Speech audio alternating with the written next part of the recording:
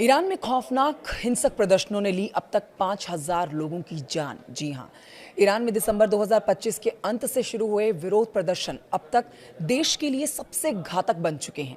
स्थानीय अधिकारियों के अनुसार इन प्रदर्शनों में अब तक कम से कम 5,000 लोग मारे गए हैं, जिनमें लगभग 500 सुरक्षाकर्मी भी शामिल है। अब देखिए, ये हिंसा 1989 की इस्लामी क्रांति के बाद सबसे ज्यादा जानलेवा बताई जा रही है। आप जान लीजिए कि प्रदर्शन मुख्य रूप से आर्थिक कठिनाइयों और धार्मिक नेतृत्व के खिलाफ शुरू हुए, लेकिन जल्दी ही बड़े पैमाने पर व्यापक विरोध में बदल गए। विशेष रूप से कुर्द क्षेत्रों में स्थिति अत्यंत गंभीर रही।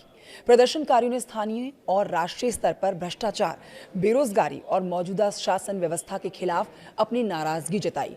इस दौरान भारी सुरक्षा बलों की तैनाती, इंटरनेट शटडाउन और कड़ी पुलिस कार्रवाई ने हिंसा को कम करने में मदद की, लेकिन इसका प्रभाव सीमित रहा। ईरानी अधिकारियों ने इस हिंसा के लिए आतंकवादी और सशस्त्र दंगेबाजों को जिम्मेदार ठहराया। तेहरान का दावा है कि ये तत्व निर्दोष नागरिकों पर हमला कर रहे थे और देश को अस्थिर करने की कोशिश कर रहे थे।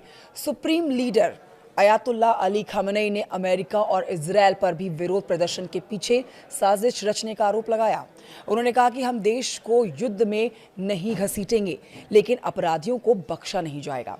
आप जान लीजिए कि विशेषज्ञों का कहना है कि हालात अब कुछ हद तक शांत हुए हैं, लेकिन देश में सामाजिक और राजनीतिक असंतोष अभी भी गहरा है। प्रदर्शनकारियों की मांगे आर्थिक सुधार, मानवाधिकारों की सुरक्षा और धार्मिक नेतृत्व में बदलाव तक सीमित है।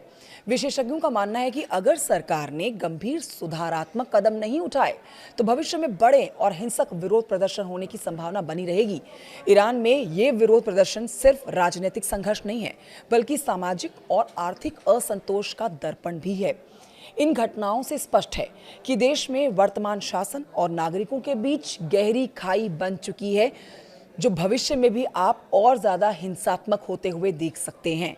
अंतर्राष्ट्रीय स्तर से बड़ी जानकारी आप तक पहुंचाइए, इसे जरूर साझा करिएगा। नमस्कार।